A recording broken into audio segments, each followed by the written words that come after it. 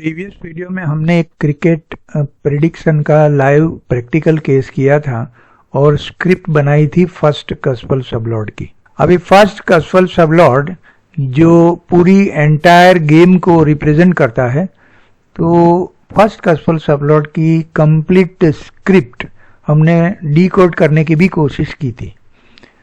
इस बारे में कुछ क्वेरीज आई है, तो ये एडिशनल एक वीडियो इसके लिए अपलोड कर रहे हैं।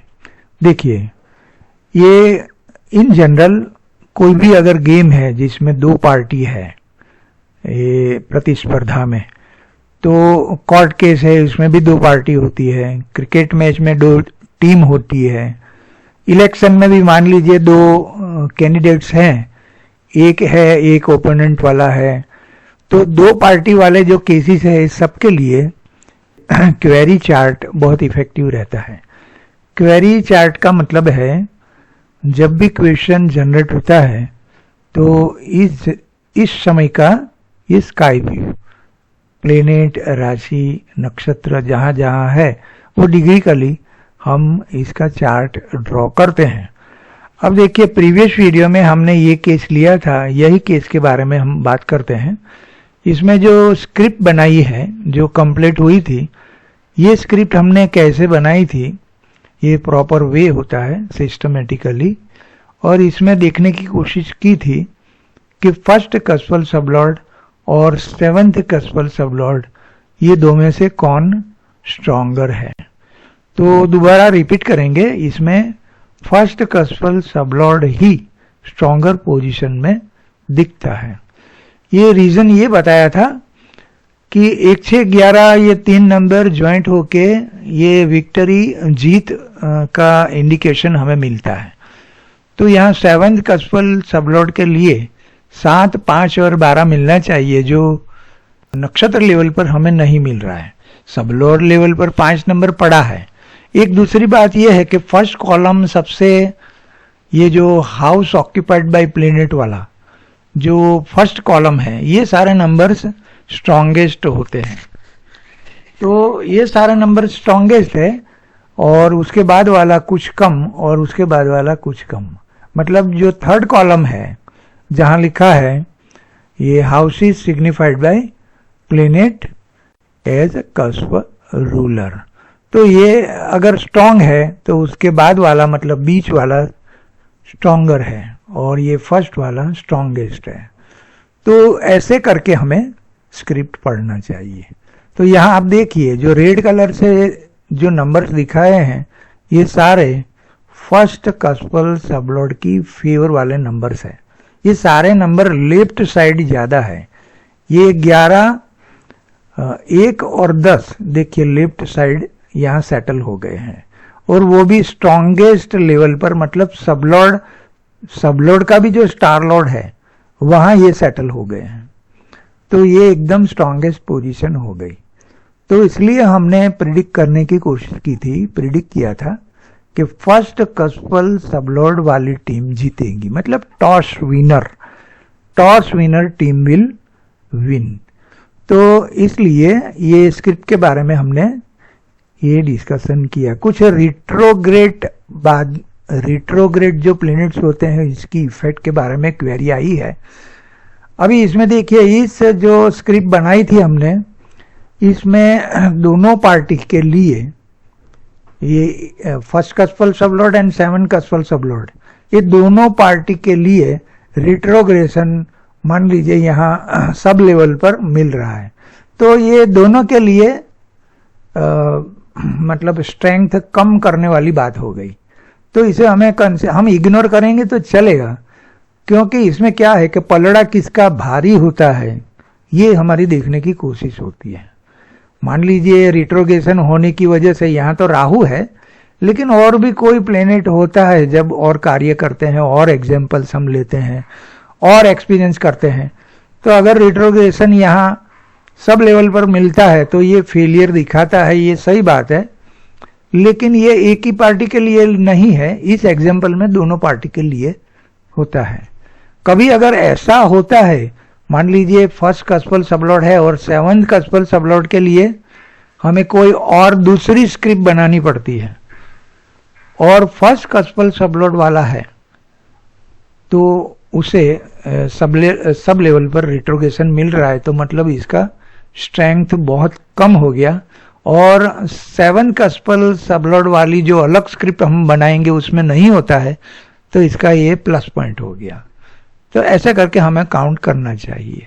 इस एग्जांपल में तो दोनों के लिए ये इग्नोर कर सकते हैं, क्योंकि राहु भी है और ये दोनों के लिए एक ही स्क्रिप्ट है, और जनरली एक स्क्रिप्ट में ही पता चल जाता है, क्योंकि 1, 2, 3, 6, 10, 11 जो फर्स्ट कस्पल के फेवरिंग नंबर है, और बाकी वाले नंबर सारे जो यहाँ एग्जाम्पल के तौर पर ब्लैक में दिखाए हैं, ये सारे सामने वाली पार्टी के होते हैं। ऐसे भी हम जजमेंट ले सकते हैं, लेकिन अगर ज्यादा टाइप हो और डिसीजन नहीं ले सकते हैं तो अलग से 7th कस्पल सबलोड का भी स्क्रिप्ट बना के हम देख सकते हैं।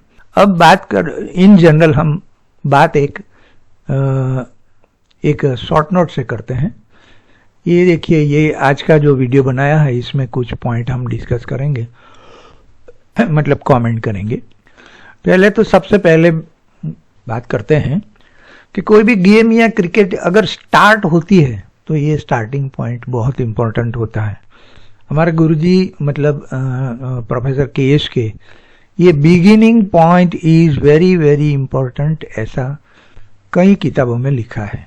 तो बिगिनिंग पॉइंट, यहाँ एक दूसरा क्वेश्चन खड़ा होता है कि बिगिनिंग पॉइंट कौन सा गिनती में लें, मतलब लेने में कोई गलती रह जाती है, मान लीजिए लॉन्जिट्यूड लैटिट्यूड कुछ गलत ले लिया, या स्टार्टिंग टाइम में लेने में कोई गलती हो गई, तो ये सब ये अनाउंस जो केपी लेना होता है तो दूसरा अनाउंस ले लिया, तो इससे भी फर्स्ट कस्पल सबलोड अगर बॉर्डर लाइन पर है तो चेंज हो सकता है और हम मिसगाइड हो सकते हैं। तो ये सब बातें हैं। तो इम्पोर्टेंट क्या है कि बिगिनिंग पॉइंट हमें खास ध्यान में रखना है। अभी क्रिकेट के बारे में भी एक कंफ्यूजन है कि मान लीजिए सबसे पहले तो टॉस का खेल होता है, टॉस में कौन सी पार्टी के हाथ में अथॉरिटी आती है, तो ये बिगिनिंग पॉइंट लेंगे या पूर्व निर्धारित जो समय डिक्लेयर होता है गूगल में कि ये क्रिकेट इतने बजे इस जगह स्टार्ट होगा, वो लेना है। तो ये सारे कंफ्यूजन है और एक्सपीरियंस की बात है। वैसे तो बिगिनिंग गेम का ट्रू बिगिनिंग वही होता है जब ये टॉस खेला जाता है, लेकिन ये टाइम कैप्चर करना बहुत मुश्किल होता है प्रैक्टिकली, तो ये भी हमारा एक प्रश्न है, लेकिन इसमें भी आगे कार्य हो सकता है। दूसरा पॉइंट यहाँ लिखा है बर्थ मोमेंट ऑफ क्वेरी। जो भी कोई भी क्वेरी, ये सिर्फ क्रिकेट मैच की बात नहीं है, कोई भी क्वेरी है तो जैसे इंसान का जन्म होता है, ह्यूमन बॉडी का बर्थ होता है, तो date of birth, time of birth और प्लेस ऑफ बर्थ हम लेते हैं। ऐसे ही कोई क्वेरी जनरेट होती है सीरियसली और जेन्युइननेस जिसमें है, तो क्वेरी जब जनरेट होती है तो date of query, time of query और प्लेस ऑफ क्वेरी, अगर क्वेरेंट फॉरेन से बोल रहा है तो उसका प्लेस और ये लॉन्जिट्यूड लैटिट्यूड एग्जैक्ट लेना है हमें, जो ऐसा हमारा मानना है।